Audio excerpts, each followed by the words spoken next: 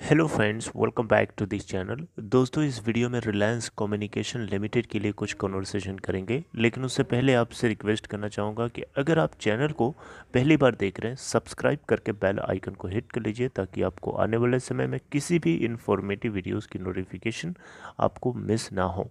दूसरी रिक्वेस्ट कि अगर आप डीमैट या ट्रेडिंग अकाउंट ओपन कराना चाहते हैं, डिस्क्रिप्शन बॉक्स में लिंक आपके लिए ड्रॉप किया गया है। दोस्तों, रिलायंस कम्युनिकेशन का शेयर प्राइस आज भी अगर हम देखें तो 3.50 के अराउंड ही ट्रेड हो रहा है। ना तो ऊपर खिसक गया ना नीचे खिसका, वहीं पे बना हुआ है। 3.45 के ऊपर आज ही ओपन हुआ, 3.35 का लो बनाया और 3.50 का हाई भी बनाया। और अगर आप देखें तो 3.40 के ऊपर अभी ये ट्रेड हो रहा है। अपर सर्किट 3.60 का लगा है, लोअर सर्किट 3.30 का लगा है। लोअर सर्किट हिट नहीं हुआ, अपर सर्किट हिट नहीं हुआ, अभी भी ये उसी बीच में लटका पड़ा है। टोटल वॉल्यूम अगर आप देखें तो 44,77,209 अभी तक जो जनरेटेड हुआ है, अभी तक जिस समय आपसे बातचीत कर रहा हूँ। और अगर आप देखें तो अभी भी 3.40 के ऊपर तकरीबन 1.45% की गिरावट के साथ ट्रेड हो रहा है। इसका 52 वीक लो है 1.5 का और हाई है दोस्तों 5.05 का। मार्केट कैप 940 करोड़ है। ये एनएससी का डेटा है। बीएससी के ऊपर अगर आप देखेंगे तो यहाँ पे भी 17,46,552 टोटल वॉल्यूम है। 934 करोड़ रुपए इस कंपनी की मार्केट कैप है।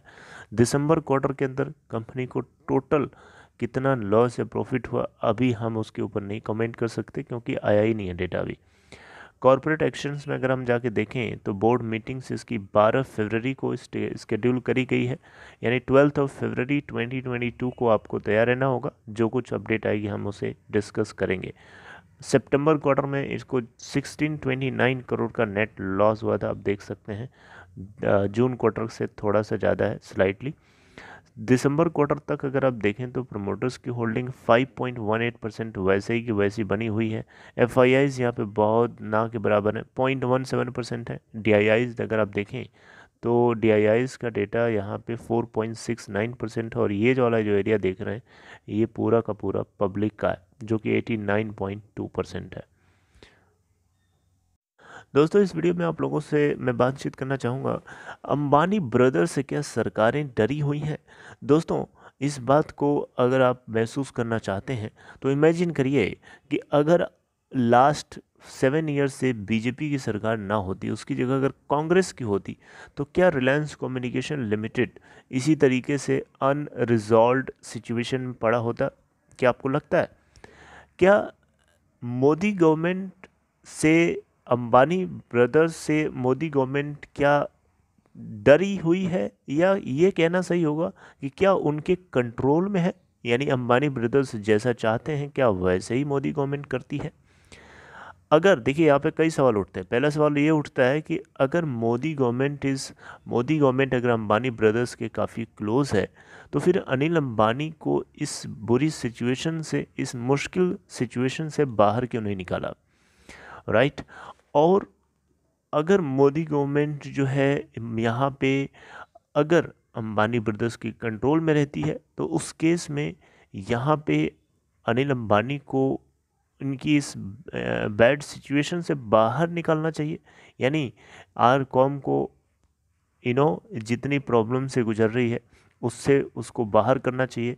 इवन खुद सरकार ही सामने आकर के एक रोड ब्लॉक की तरह बनी हुई है आर कॉम के रिजोल्यूशन के लिए। आपको पता है, national company law tribunal, Delhi high court, ये सारी की सारी अथॉरिटीज़ इस केस को लेकर के अभी भी पेंडिंग में पड़ी, रिजॉल्व सुनवाई नहीं करी है।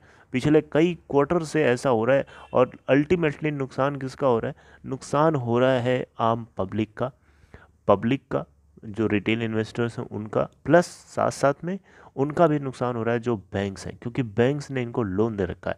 लोन उनका प्रिंसिपल अमाउंट तो नहीं मिला, वो तो छोड़िए, इंटरेस्ट छोड़िए, प्रिंसिपल अमाउंट नहीं मिला उनका। अब बैंक अगर प्रिंसिपल अमाउंट ही नहीं मिलेगा उसका, तो उसका नुकसान हर सेकेंड हो रहा है, क्योंकि उतना ही पैसा अगर वो किसी डिपॉजिटर से लेता है तो उसको उसके ऊपर इंटरेस्ट पे करना पड़ता है।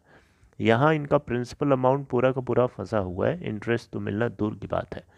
तो जितना डिले होगा उतना नुकसान पब्लिक का होगा, उतना ही नुकसान बैंक का भी होगा। बैंक का जो अल्टीमेटली नुकसान हो रहा है वो पब्लिक का ही नुकसान है। मेरी बात समझ रहे हैं? तो घुमा फिरा करके पब्लिक को बेवकूफ़ बनाने की काम कर रही है सरकार। और सरकार को क्या अंबानी ब्रदर्स कंट्रोल करते हैं? क्योंकि देखिए मुकेश अंबानी को आज जहाँ पे भी हैं उन उस पोजीशन को उस पोजीशन पे उनको पहुंचाने के लिए मोदी गवर्नमेंट का काफ़ी अहम रोल है। ये बात आपको माननी पड़ेगी, क्योंकि आपको पता है राहुल गांधी ने अभी पार्लियामेंट में जो स्पीच दी उसमें कहीं ना कहीं उन्होंने जो बताया वो बिल्कुल सही है। दो हिस्सों में भारत बट रहा है, एक बहुत अमीर अल्ट्रा रिच और एक अल्ट्रा पुअर। अल्ट्रा रिच में जैसे कि अंबानी ब्रदर्स आ गए, अडानी फैमिली आ गई। ये अंबानी अडानी को पूरा देश दिए जा रहा है, ये सरकार दे रही है उसे, उन दोनों को रिच कर रही है, रिचर से रिच कर रही है, और बाकी लोगों को पुअर से पुअरर बना दी, पुअरर से पुअर बनाती जा रही है। आप मेरी बात समझ रहे थे? क्या आप मेरी बात से एग्री करेंगे? क्या आपको लगता है कि मैं जो बोल रहा हूँ ऐसा है?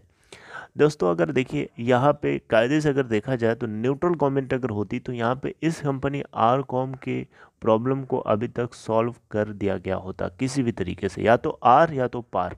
बीच में क्यों लटकाए हो भाई? उससे क्या फ़ायदा मिल रहा है? उससे ना तो सरकार को फ़ायदा मिल रहा है ना पब्लिक को फ़ायदा मिल रहा है, उल्टा नुकसान हो रहा है पब्लिक का।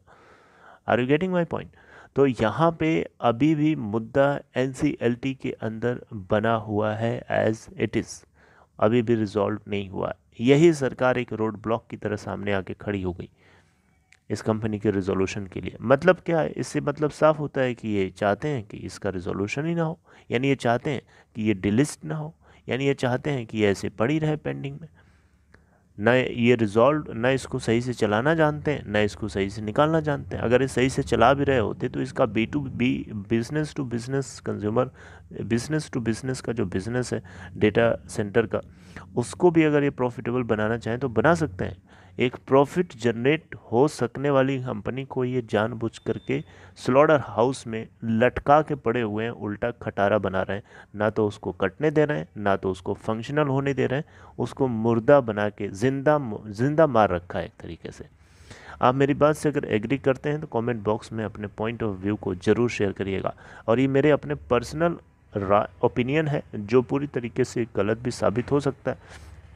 जो मुझे लगता है, जैसा मैं आप लोगों को कई महीनों से इसके ऊपर बातचीत कर रहा हूँ, तो जितना मुझे एक्सपीरियंस है इन चीज़ों में, जितना इस टॉपिक के ऊपर, उसके आधार पर मैं आप लोगों से बातचीत कर रहा हूँ। बाकी ज़रूरी नहीं है कि ऐसा ट्रू ही हो, सबका अलग अलग ऑब्जर्वेशन होता है, सबके अपने अपने ओपिनियंस होते हैं। चलिए खैर, अगर अपडेट कोई आएगी तो मैं आपसे ज़रूर डिस्कस करूंगा। 12 फरवरी 2022 को तैयार रहना होगा, क्योंकि उस दिन इसके क्वार्टर थर्ड रिजल्ट को पोस्ट किया जाना है। Okay friends, so this is all in this content video. I hope you liked it. अगर आपको ये कंटेंट अच्छा लगा हो, सपोर्ट करने के लिए लाइक कर सकते हैं। And take care. आगे मिलते हैं नेक्स्ट इन्फॉर्मेशन के साथ।